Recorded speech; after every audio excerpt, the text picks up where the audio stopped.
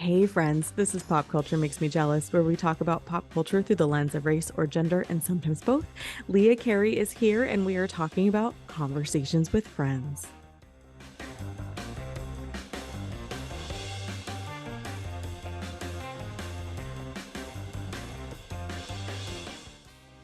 Conversations with Friends released on Hulu on May 15th, 2022, and stars Allison Oliver, Joe Alwyn, Jemima Kirk, and Sasha Lane.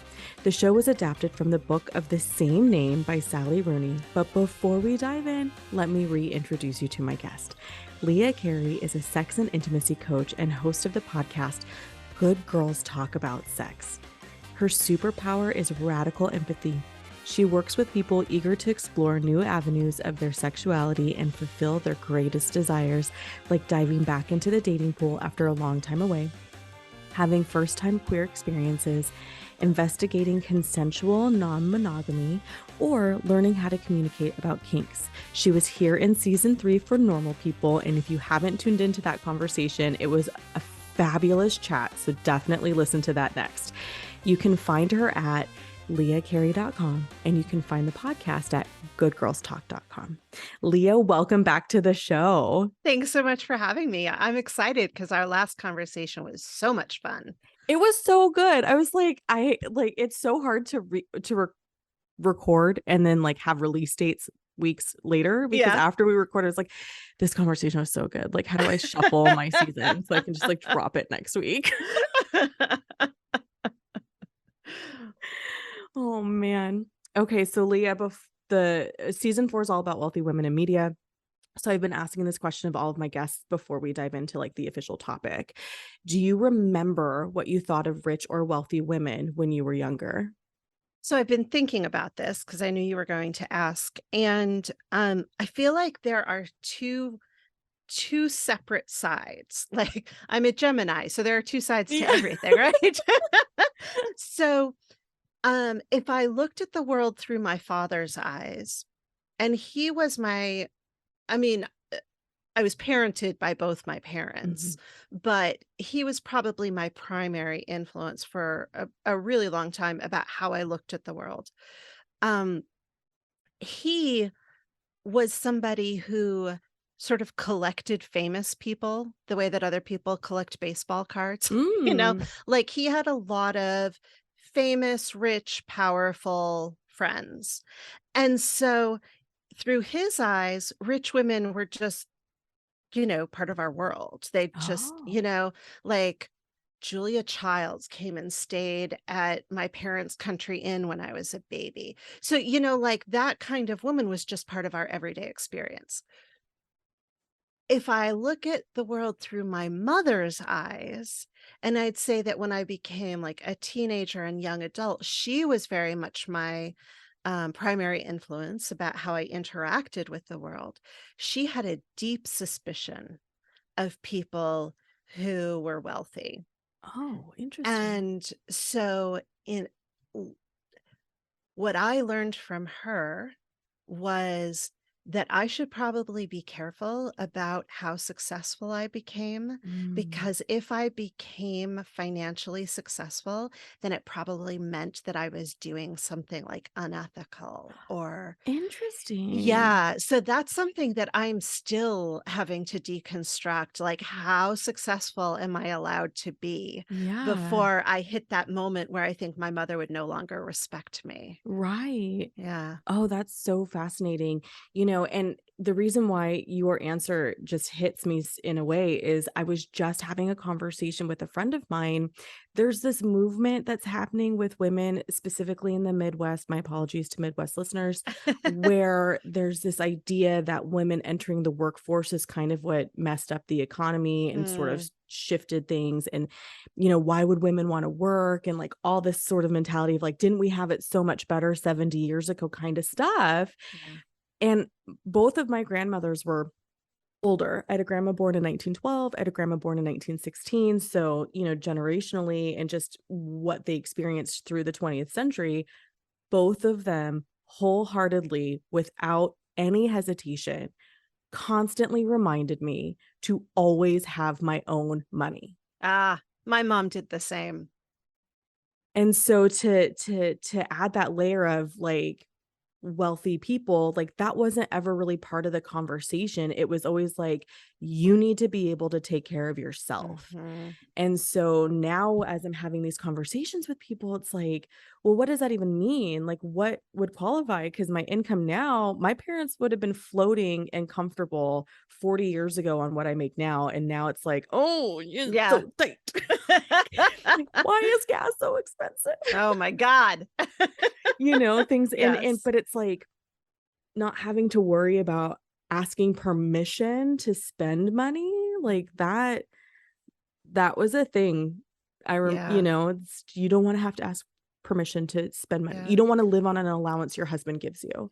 And it was not that many years ago that we wouldn't have even been able to get credit cards in our own name without a husband's permission. Mhm. Like, literally the 1970s. Yes. Yes. So, yeah, we're not that far away from all that. Right. My mother's generation, she was in her 20s in the 70s. Mhm. It's so interesting how much is rapidly changing about Yeah. how women had it, quote, 50, 60, 70 years ago. I'm just like, Mhm. my grandparents were raising children in the 40s and 50s, and I think that's telling. If they were here to this day, if they were still here, they'd probably be like, "We're so happy you can pay your own bills." I think I didn't really know my father's mother, but my mother's mother, I think, would be horrified that I am 48, never married, no kids. Oh my gosh, yeah. Like I did not fulfill the Jewish ideal at Right, all. right. Oh my gosh. Yeah. Yeah, actually, I think one of the things that was hard for my grandma, my dad's mom before she passed was that I was still the only grandchild that's never been married, so we should start a Mm. club. I'm like, I don't know if I want to get married. Like, dude can live next door. I like Right? having my own bedroom. Like, I'm cool. I Yeah. have yet to meet a person who makes me want to share a bed every day. Okay. Like, Yeah, to jump ahead for just a second, but there's a moment in this book or in this story where we find out that Nick and Melissa don't share a bed. And somehow this is supposed to be like a major revelation about the state of their marriage. Oh my God. yeah. Not sharing a bed with your partner is completely fine. Right. I It know is a lot of people that so do fine. that. Yeah, my partner, we have a couch that is really comfortable to sleep on, and he'll sleep out on there probably half of the nights because he just likes to not have to worry if his toss and turning is Mhm. bothering me. Mhm. I mean, totally, and neither of us has to be angry in Yeah. order for him to go out there. Yeah. Yeah. Oh, I love that. Okay, friends, let's do a quick summary of conversations with friends. And because I'm pretty sure this is the show description rather than the book description. I'm confident in that. 90% confident in that. Two Dublin college students, Francis and Bobby, and the strange and unexpected connection they forged with a married couple, Melissa and Nick. That must have been from Google. That is like, that gives you nothing. So, as I mentioned before, Conversations with Friends released on Hulu. It's the second Hulu original adaptation of Sally Rooney's work. At the time of its release, The Atlantic had this to say, and it's kind of a lengthy excerpt. So, hang in with me, guys. Sensual, realistically choreographed sex scenes abound, as do heavy silences and meaningful looks. But though that naturalistic formula allowed for a rich examination of intimacy in normal people, it sanitizes conversations. Perhaps the trickiest entry in Rooney's Avoir, I always say that wrong. It misses how Conversations marks Rooney at her most darkly observant when it comes to her own age group. To read Rooney is to read millennial malaise as interpreted by Europe's former university level debate champion. To watch Conversations is to watch her acerbic words detailing the agony of the millennial experience, so performative, so insecure, get watered down until they argue nothing at all. End quote. There's a lot of words I stumbled over because sometimes words are hard for me on a Friday. So, Leah, I want to get into your overall impression of conversations with friends. Do you really? Yes, I really do. We have to criticize I television, know. especially Right. when they're embarking on new, I air quote new, right? Yeah. Ideas, Yeah. All right. So for your listeners who have heard our episode about normal people, I am not a Sally Rooney hater. I thought Normal People was exquisite, the Hulu adaptation specifically. I hated this series so much. And I had told you that I would watch it and read it so that we Yeah. could do this episode. And I suffered through watching it. Honestly, I hated it. And then I emailed you and I was like, if we can do this conversation without me reading the book, cool. If you need me to read the book, I'm not doing it. I'm not putting myself through that again. um, so the question then is, why did I hate it so much? Um, I was really disturbed at well, so first of all, my very first contact with this um property, Yeah. what a word, um, was seeing an ad for the Hulu series before it came out. And I was really excited because it looked like it was going to be a show that really dealt with the concept of non-monogamy. Mhm.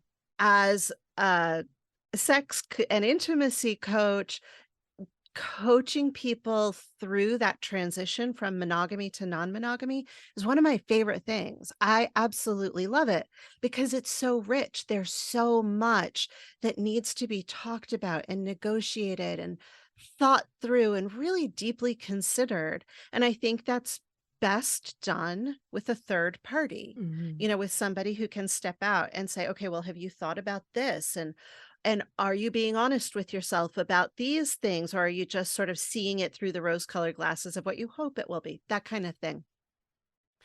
So I come into this show thinking it's going to be an exploration of not of ethical non-monogamy. Mhm. And oh my God, it is not. It Mhm. is, oh, okay. Sorry. I am so angry about I think that's fair being angry about it. Because I think when we originally had the conversation, I was like, oh, it's such a great show. You have to watch it. It's so good. And then, I mentioned earlier before we started recording, I was like, oh, and I had it on the background the last week. And there's things where I'm just like, wait, what? Wait, what? Yeah. Wait. Because I was in a different place when I watched it the first Mhm. time. Yeah. Especially her age, I forgot she was so young, and that Mhm. actually really bothers me in this scenario Yep. because at 21, who has language to understand relationships in general, especially when we don't do anything to explore relationships and our sexuality Yeah. ever. Yeah, I mean, I think there are some 20-year-olds who or 21-year-olds who absolutely can participate in ethical Mhm, non-monogamy and can like that's just a part of who they are and how they move through the world. But this was never set up as ethical non-monogamy. This was set up as non-ethical non-monogamy, otherwise known as cheating. mhm, And in this particular case, she is fairly sheltered. She's only ever had one sexual partner. Um, he is relatively well off financially. He's it's hard to tell if he's famous or just like a successful working actor, but mhm, he's in that world that sort of gives him like that little bit of cachet. mhm, And he's 10 years older than her. That is not a power balance that is okay, especially when what you're talking about is pulling her into a situation where he already has a primary committed partner. mhm. Not okay.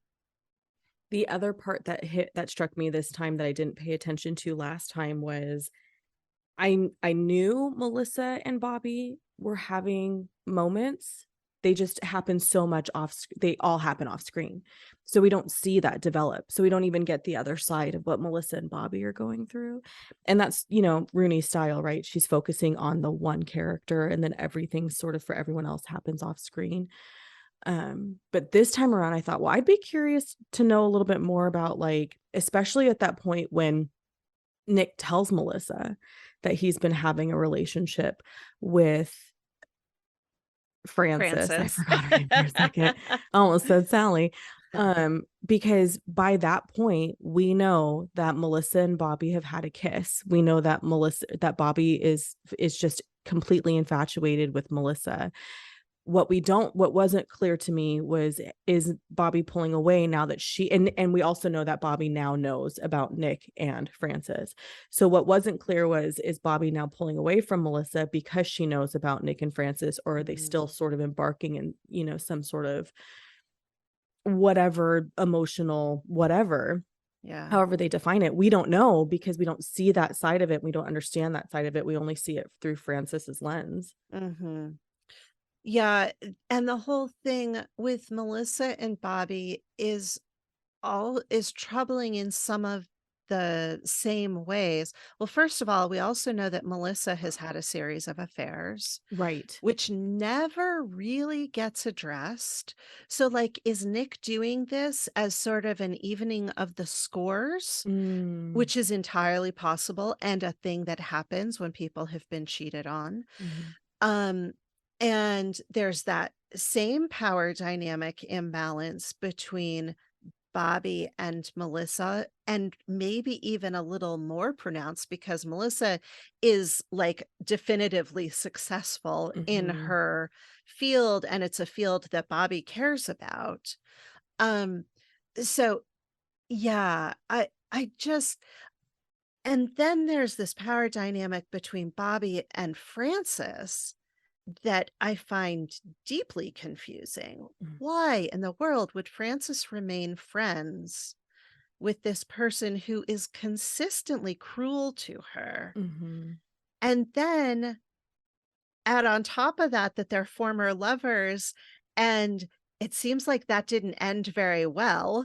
So, like, why in the world does that relationship exist? Right. And then too, when Frances kind of they have that conversation about how the relationship ended, because there's all these things within Frances, and Frances is like, I don't remember that. I don't remember those things about the way our relationship ended. And she's like, well, I'm sorry you feel that way. Mhm. And she just kind of doesn't take, because she's not been nurturing to her at all throughout the entire series. But it just felt so like, that's your fault. Yeah, yeah, Bobby is so I was probably 3 episodes into the show when I made my partner watch it with me, and I turned to him and I said, the only ending that I'm okay with in this series is if Frances dumps Nick and Bobby and Yeah. goes and finds a new set of friends." Like, that's the only ending that's acceptable. Honestly, because they're both sort of treating her as if how do I wanna say this?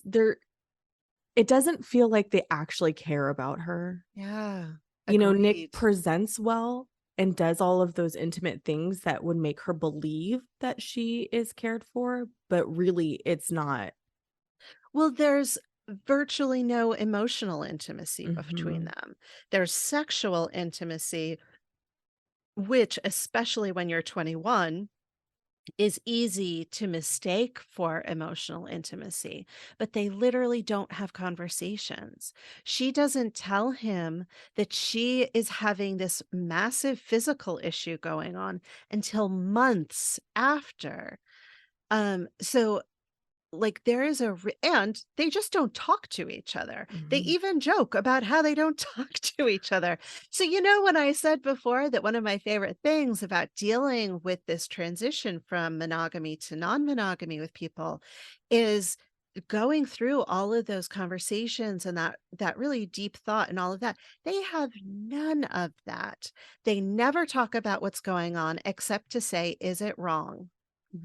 They Right. have absolutely no negotiations about what their boundaries are, what they wanna tell people, how and when they're going to get together, because basically she's just available at his whim all the Mhm. time. Mhm. I mean, there is no communication or negotiation, and therefore there cannot be emotional intimacy between them. Yeah. Which honestly, in my personal opinion, is, like, the best part. Right.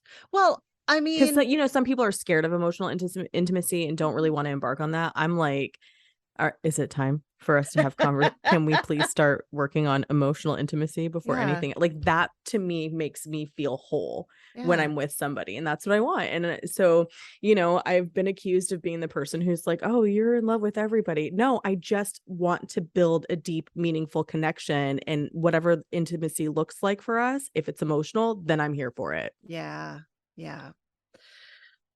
Oh, it just makes I'm sorry, I just keep going back to how upsetting this is, and, let me clarify that I'm not upset because the story is being told.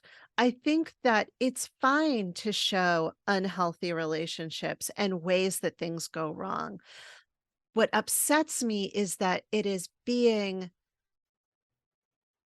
being given to us Mhm. and marketed as a depiction of ethical non-monogamy, and it is the opposite of that.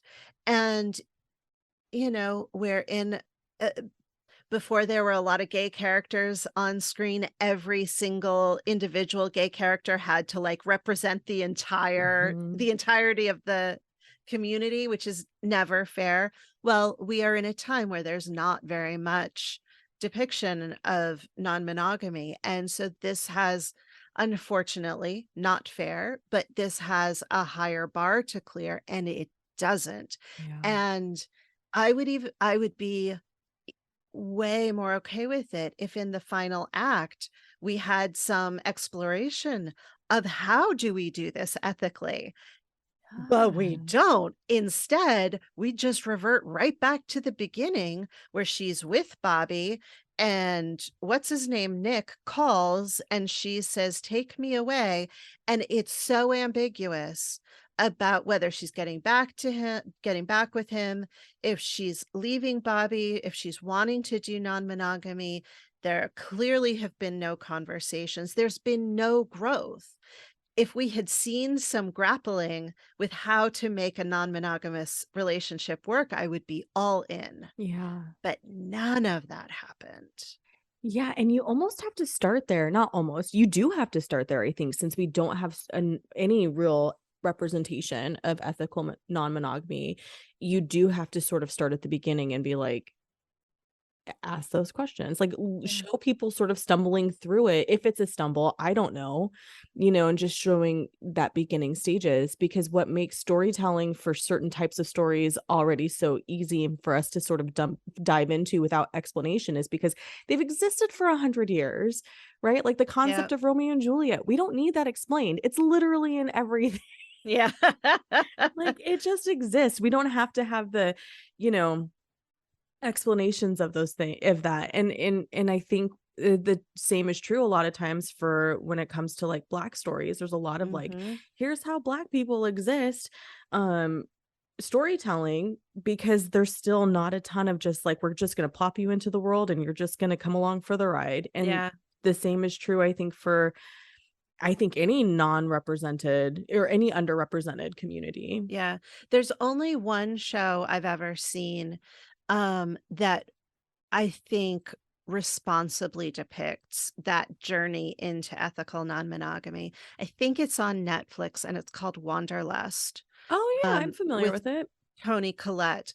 I need to go back and rewatch it, but they actually show all of the stumbling and falling and Mm. trying to have the conversations, and I told you I wasn't sure if I was gonna talk about this, but what the hell?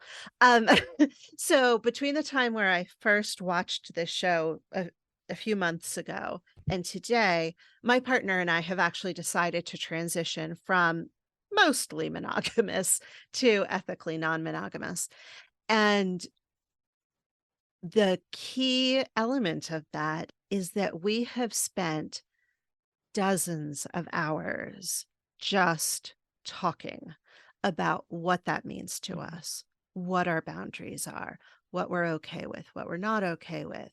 You know, super, even down to super specific things like you need to use condoms for these activities and it's okay if you don't for these. Mhm. It's okay, are there any sex acts that we wanna keep just between the 2 of us versus things Mm. that, we can do with anybody? Like, really deep, detailed conversations, and I am sure that we're still going to have road bumps. Of course we are. People's feelings are involved, but, like, there's less than 0 of that here, and it feels like at the end like I said, it's kept very ambiguous what Francis is about to do, but it certainly leaves open the potential that they're about to potentially go into some sort of polyamorous dynamic. Mm. But if you're going into polyamory, everybody has to be in and everybody Right. has to go in with their eyes open. Right. And that is clearly not what's going on because Melissa and Bobby are still in the dark. Right. It's interesting when you were speaking, it reminded me. So I've seen the movie Bros twice, and I'm actually contemplating going a third time. Oh, I want to see it so much. I'm a rom-com junkie, Yeah. and this hits all the things. But then there's a Nice. lot of stuff that because I'm not in the queer community that I was introduced to that I was like, "Oh, I never considered that," because, the conversation of love is love and all these things, right? Yeah. Anyway, there's this oh, shoot, I don't know if I wanna give this away then. But there's a scene where there's a couple who's like, "Hey, what's the deal?" They're drinking, they're having a good time, and I thought of you because they're drinking, having a good time, and then they wanna embark on this sort of important conversation, and I was Yeah. like, "Mm-mm, Leah told us not to Nope. have those conversations when we are not in a mental place to do it." And then the aftermath of that conversation the next day, and, it felt human with the way Mm. that I saw it. I'd be curious about your opinion. You'll know exactly what I'm talking about when you go see. Yeah. S Um, the other sort of gay rom-com that came out recently, I don't remember if it's on Hulu or Netflix, was, Fire Fire Island. Oh, Island. I love that movie I so hard. loved it, and there's that moment at the end where he says, "I'm not good at monogamy," Mhm. and the other guy's like, "Cool." That is how you start the conversation. Yes. You say what is true, not what you think the other person's gonna wanna hear. Yes. Oh, I watched that movie so many times. I just want all the rom-coms. CoStar, is that what they're called? The astrology app or whatever? They keep posting these things about, like, what your sign is if you fall in love, and mine was like, Uh, "A meet cute with a" and then whatever, and it's like, "100%, I love meet cute, sign me up." Like, "Nailed it, CoStar." I don't know about other Pisces, but you nailed it for me. What the show summary fails to mention, and we kind of touched on a little bit already, is that Nick and Melissa are successful. Mostly, Melissa is a writer with a career that she feels is hitting roadblocks. Nick is an actor. And to me, I got the impression that he was more of a successful working actor than like an Yeah. ultra famous celebrity.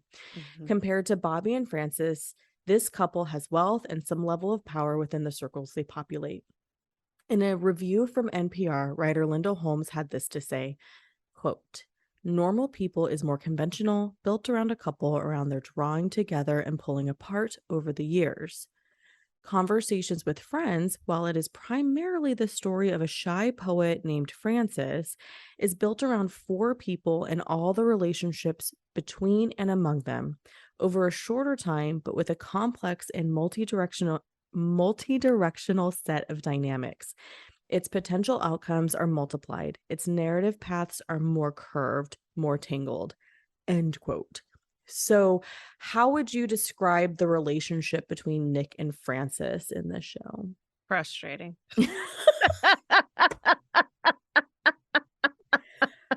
Fair. That is 100% fair assessment. I mean, we don't have to expand if you don't want to. Well, I mean, we've already touched on some of it. There's a power imbalance that's not okay.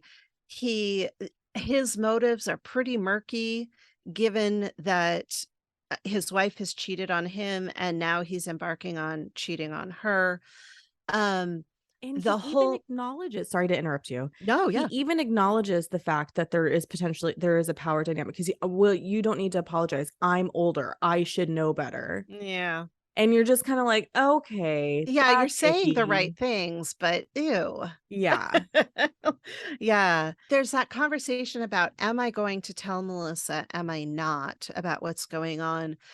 And that also felt very one-sided. Like he Mhm. was making the decision and Francis was going to go along with whatever he Yeah. decided, in a way that makes me uncomfortable.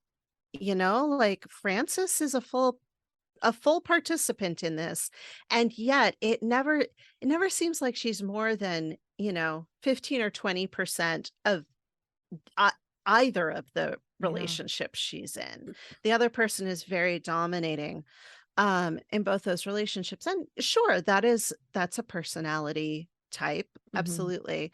But again, if what we're doing is really looking at monogamy and non-monogamy, that's a problem. Mhm.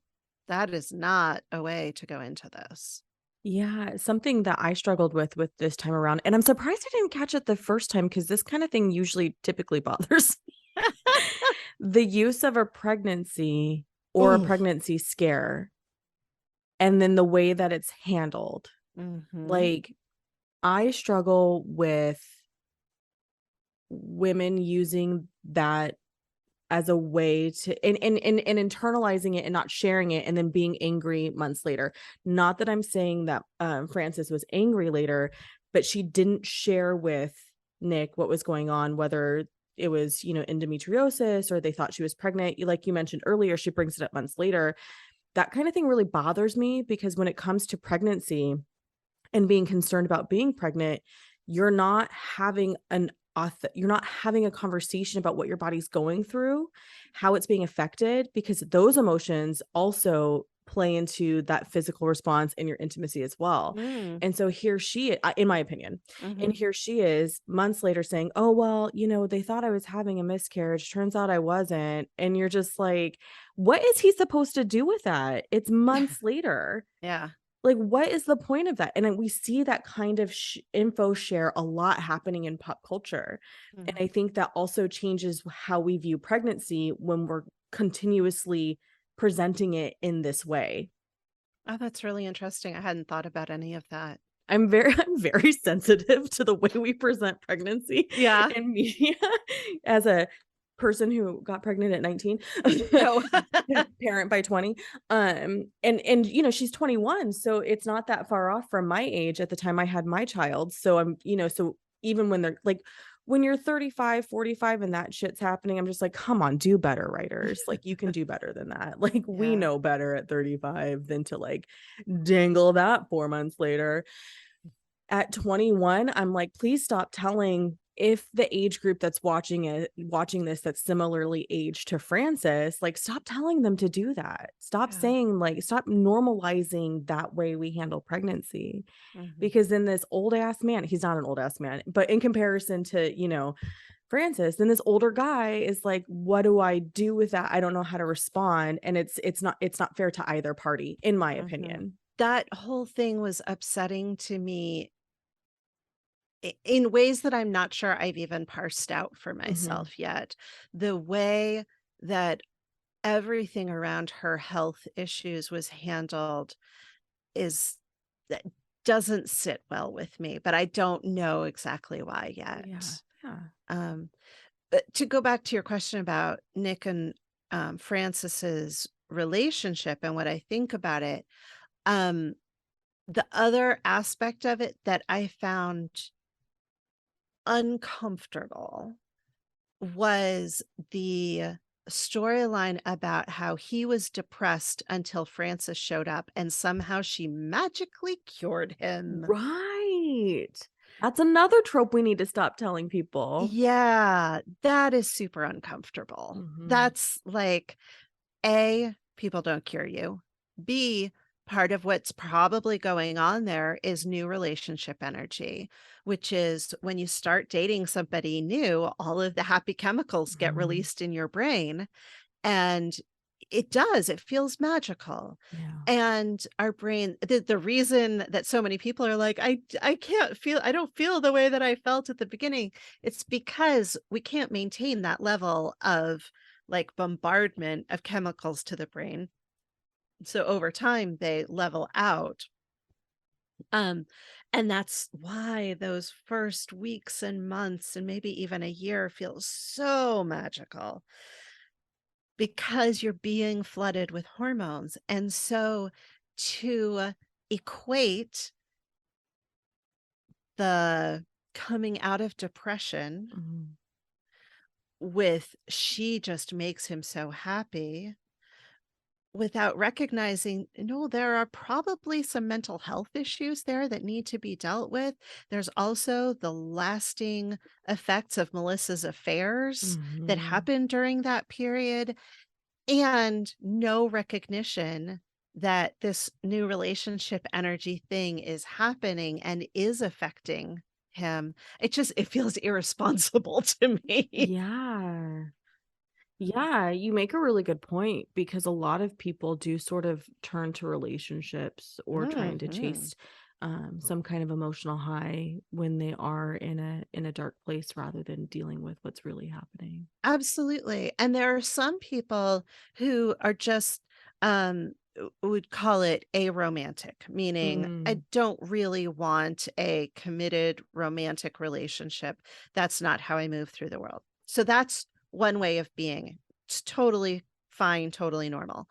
Um, there are other people who don't settle into committed relationships because one of their ways of dealing with the world is to get that new relationship energy high time after time. And as soon mm, as the high starts to go away, they end the relationship because it's not fun anymore. And they mm. move on to catch the next high. And I mean, I'm not gonna say that's a poor coping mechanism because honestly, whatever gets you through the day and keeps you standing up, I'm here for. Yeah. But it's also not necessarily the most adaptive way Mhm. to deal with mental health issues. Um, I totally forgot where I was going, but yeah, that whole thing really didn't sit well with me either. Yeah. Yeah. I think whatever we can do to show I haven't watched Handmaid's Tale because I read the book and I'm still trying to recover. That's like what I tell people because whenever they're like, "Oh, you would love it." I'm like, "Mm-mm, read the book. I'm Same. cool. I don't need to see a visual." I saw them so I read the book when I was in high school Mhm. and, was part of this club that went to see the Robert Duvall movie when it came out, and I'm seriously scarred. I Yeah. cannot see Robert Duvall on the screen. I've never been able to watch anything else he does. Yeah. Oh So my there's no gosh. way I'm watching the TV show. Thank you. We should start that's another club we can start. And so one of the gals was telling me about how she watched they do like a little info clip at the end, you know how like Showtime, HBO, and all those shows will Mhm. do like, here's where we're coming from for this episode. Oh, yeah. And they brought people in who work with folks who experience certain types of trauma that they're showing in the show.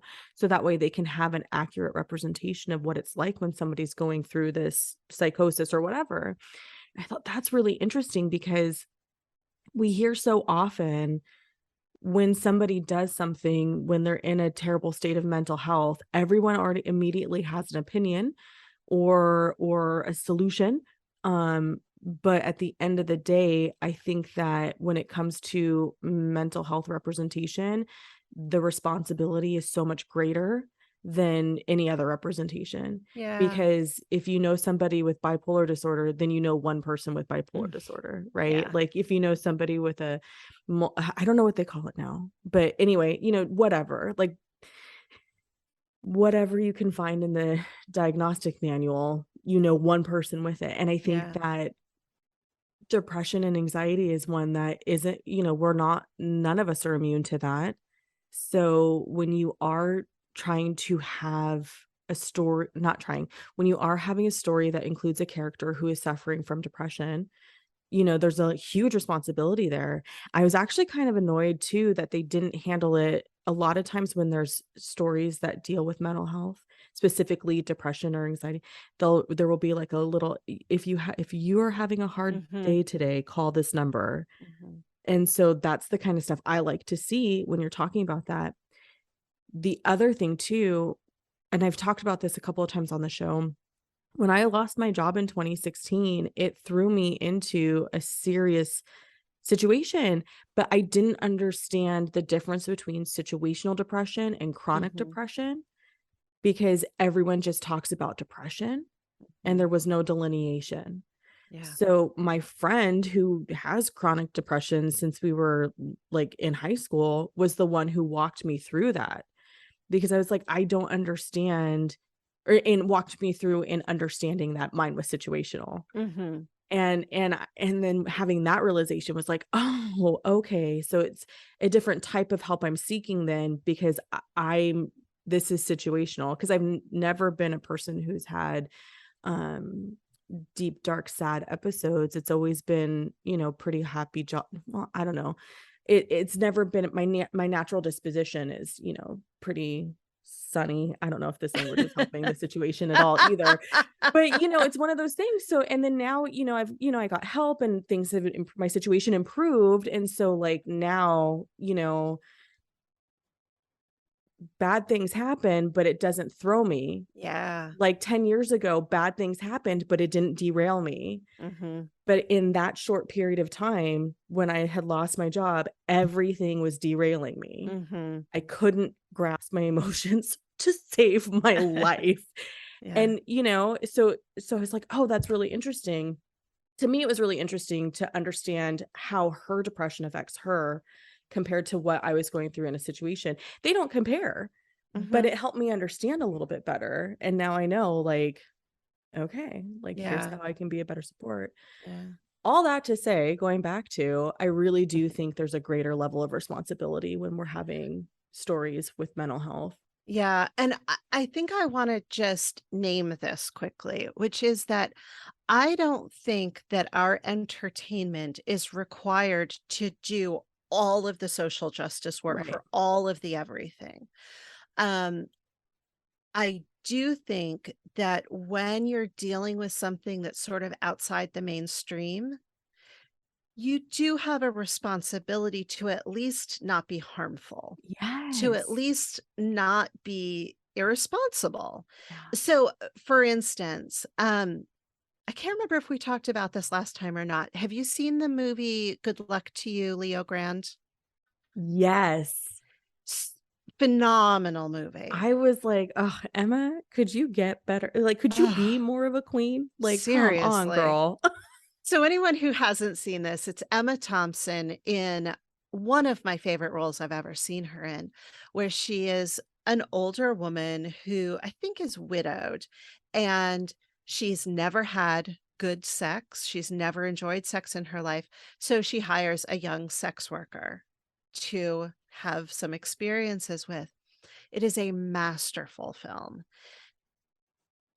Does it teach you everything you need to know about sex work? Of course not. Are there some problematic depictions in it of small things? Absolutely. But it's not irresponsible in the way that it depicts sex work, sex workers, and sex work clients. It is actually incredibly responsible, does a bunch of education while also being entertaining. Yeah. And ultimately, that's what I would hope for something like this, where we're dealing with non-monogamy, that it could straddle some of that line, and it failed on every count.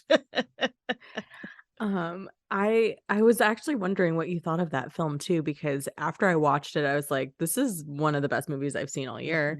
And I love the guy who plays Leo Grand, because my first introduction to him was on Peaky Blinders. And I loved him on Peaky Blinders. And no surprise to anyone who's a regular listener, he's team mixed. His mom's white and his dad is black. So I'm like, yes, mixed representation. Thank you. Yeah. And he's hot. He's Uh-huh. so hot. Uh-huh. Yeah. Yeah, But I'm not mad at looking at him. oh god, me either.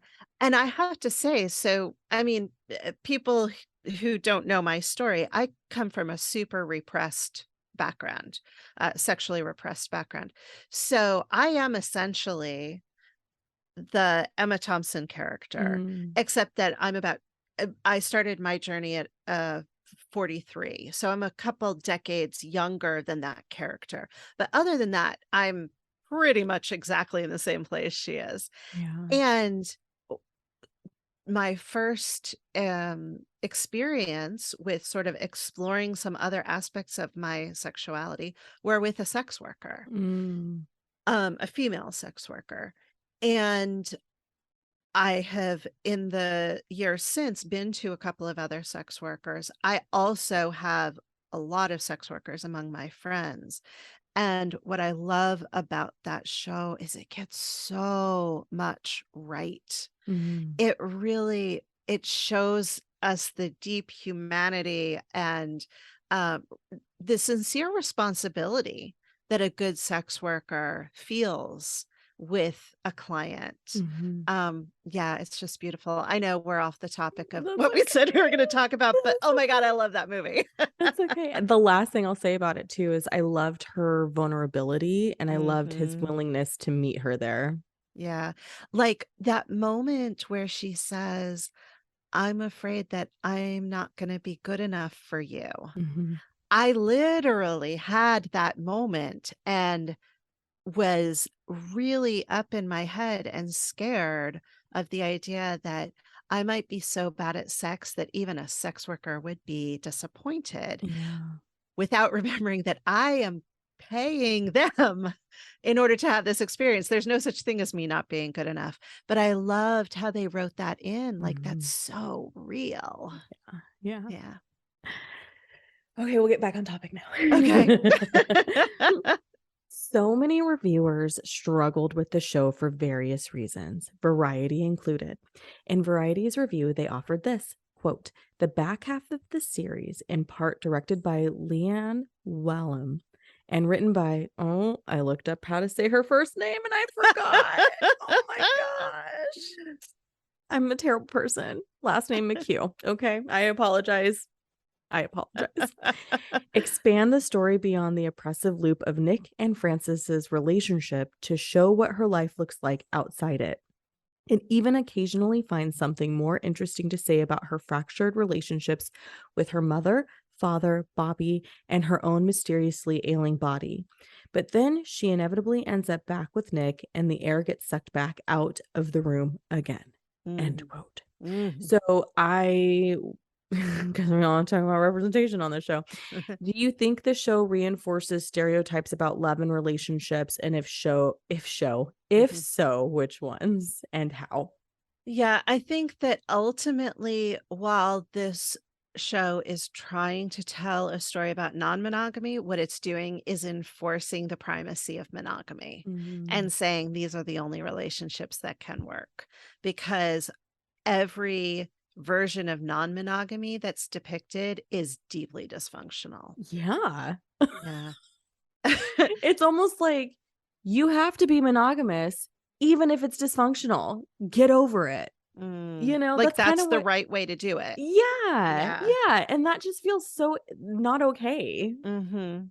Like, I don't, mean, I don't I know. guess I'm going to you ready? Hold on Mhm. to your hat. I'm about to appreciate something. I'm ready. I I kind of appreciate the depictions of the female-female Mm. relationships, that there's there's something about the Bobby Melissa pairing that works. I mean, Mhm. honestly, they're so much better suited for each other than any other pairing.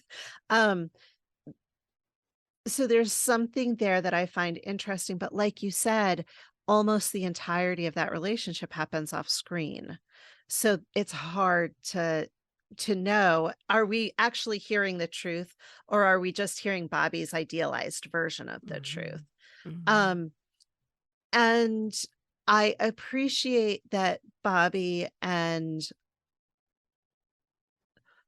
Lauren, is that her name? I just totally lost her name. Melissa? Frances. Frances. I was like, which one? Oh my Frances.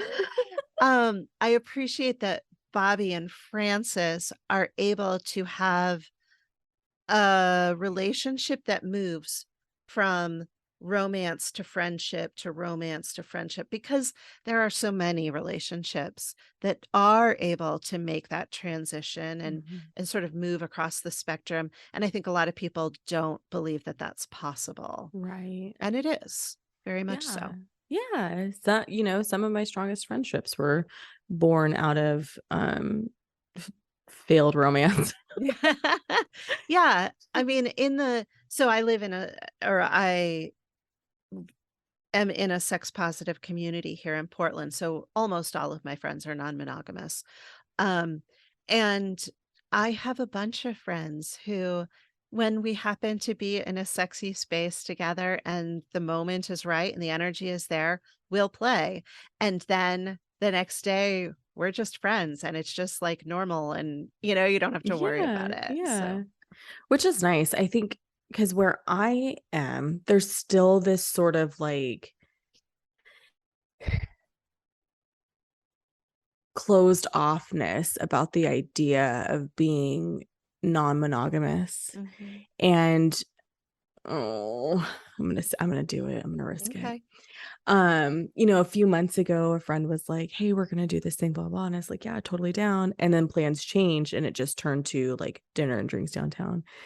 And it's a bunch of moms with school age children. And the last time that that was an outing event, it turned into like, oh, all of you are using this as an excuse to like be lesbians for a night, and then Mm, like nothing, like, and just kind of gross about it. And like that's not my vibe. mhm. And it'd be different if like it'd be different if it was sex positive, but it's not. Yeah. It's like If it's we're sort of, out, we're wild, we don't yeah, have the kids and we don't have a husband, so let's woo kind of yeah. stuff. And I just feel like that's so juvenile in terms of like development when it comes Mm, to one's sexuality. Like, I'm not saying I'm perfect. I still have a lot of learning to do. I grew up in a fairly conservative religious home. yeah. There was a guy selling purity rings in the lobby every year. Yeah. Um, but at the same time, I feel like I'm not gonna participate in that, because then tomorrow it's going to turn into like, it's going to fuel the rumor mill, and it's going to be this thing, and we're going to be a episode of Real Housewives rather than like embarking on strengthening our relationships. Yeah. Things that happen sort of under the cover of darkness, Mm-hmm. under the influence of alcohol, Mm-hmm. they often turn not great. Yeah. And things that happen out in the open where everybody says, yes, this is what I'm doing, game on. Mm-hmm. Though, not to say that they never get messy. Oh, things get messy, but, Yeah. but Human it's a, emotions. yeah, it's a different kind of messy. And it's far less destructive, I think. Yeah. Yeah. And I feel like for me, that's what I'd prefer anyway, just less Mm, destruction and people who are more willing to have open and honest conversations about where they are and what they want, like that yeah. kind of stuff. That's the person I am. I was telling a friend of mine, I was like, I like to make out. Like that's my vibe. Like Yeah. kissing is the best part. And if you've got a scruffy beard, even better. Like thank you. But I'm also very clear every time where it's like, this is literally all that's going to happen. Like, this is what I want from you. And if that's not what you want, if you're going to want more, then you're going to have to go somewhere else. Mhm. Um, and 90% of the time it's fine, but I'm like, I'm not, and it's not going to, I'll be like, and I'm telling you, this is not going to turn into a situation where I'm just like, okay, you've broken me down. Yeah. Let's go further. This is very much like, we are kissing, we are only kissing, and that's what I want tonight. Yeah. Thanks. Awesome. Having those boundaries up front is amazing because then people can opt in or opt out. Mhm. People can opt in and say, "Yes, I am down for just kissing." Or people can be like, "You know what? I really want to get laid tonight, so I'm going to find somebody else who I can do that with." And then nobody's boundaries have to get busted. Exactly, because 'cause I'm too old for my boundaries to get busted at this point. Like, ay, ay, ay. Um, do you have any final thoughts on the show before we Please don't make me watch it again. I will not. I will not. And again, I really do appreciate that your willingness to still participate in this conversation. Yeah, I mean, as much as I didn't like it, I'm still glad I watched it. Mhm. And I'm very glad that we're having this conversation. So, yeah, I'm whining, but I'm not really upset. Yeah, I appreciate it. One of the things that I found very interesting about the screen adaptation was how clear it is that Melissa and Nick have a pretty solid financial foundation, and Bobby and Francis's circumstances are due to being university students. Also, we didn't even touch on the fact that Francis's dad clearly is supporting her, which Mm. is so hilarious in the sense, or it's not hilarious, but it's just one of those things that they sort of they showed it, but it wasn't, and it was still one of those smaller storylines that could have probably been explored more.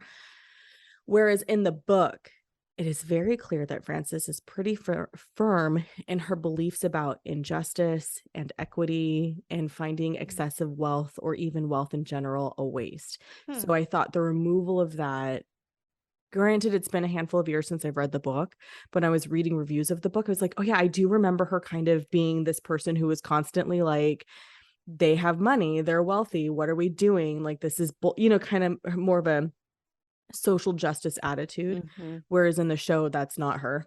Mm-hmm. Yeah. At all. Yeah. Leah, thank you so much for coming back to the show. Can you tell our friends at home where they can find you if they want to keep up with you? Absolutely. So you can find me at leahcarey.com. That's LEAHCAREY.com. All of the information about coaching is there. I work with individuals and couples. And if you want to listen to my podcast, Good Girls Talk About Sex, you can find that on your favorite podcast player or at Good Girls Talk. And that show is me interviewing everyday women, more specifically, people who were brought up as little girls plus transgender women, about their sex lives. So it's a non-expert show. It's all just getting into the good stuff. And Nice. thank you so much for having me. I'm so glad you came back. And friends, we're going to link everything in the show notes. So there's no excuse for you to not check out Leah's website, for you to not check out her podcast and all the things.